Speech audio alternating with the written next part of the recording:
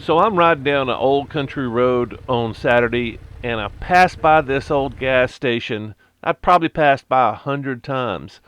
But the story that I found out about the history of this place is pretty interesting, and I got sucked into a rabbit hole. Stay tuned. Like I said, I passed by this old gas station maybe 100 times, maybe 200 times. I don't know. It's in Walker County. It's just north of where I live. I don't come up here a lot, but I've been up here enough to know this little community has an odd name. And I thought it was odd, but I thought it's just like any other Alabama town that's got an odd name. Just like, well, we've probably got 30, 40, 50 little communities that have an odd name.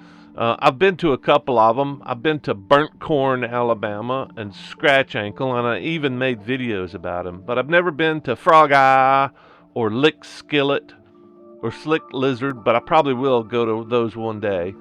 But as I pass by going north to discover another rabbit hole on Saturday, I passed by Punkin Center, and I thought, oh, wait a minute.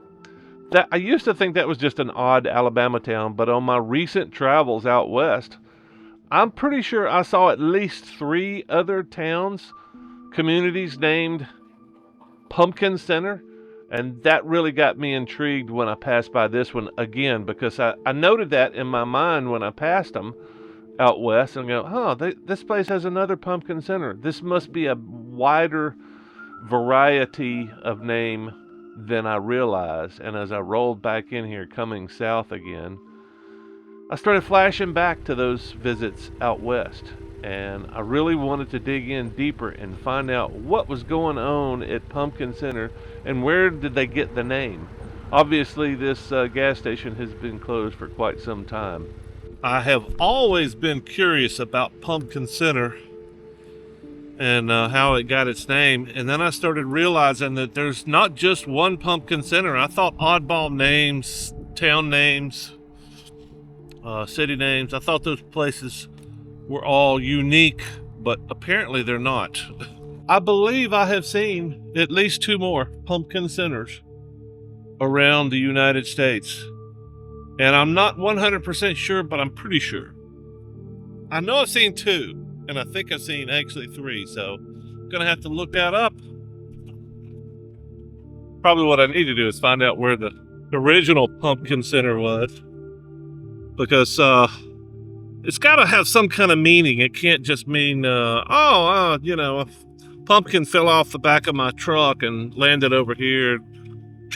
We never found the outside of it, but we found the Punkin Center. I don't know. I'll find out, though. If it can be found out, I can find it. Punkin Center, everyone. So, as best I can tell, Punkin Center was created by a man named Cal Stewart, who was an early recording artist, a vaudevillian, but he made a name for himself by recording records back in the 1890s to early 1900s. Very interesting. I found some recordings of him. He sings and he tells stories. It's kind of a storyteller, and everything is based on his hometown of Punkin Center. And I'll play that here for you in a few minutes. But it's he's got this ridiculous laugh that's really off-putting and fake.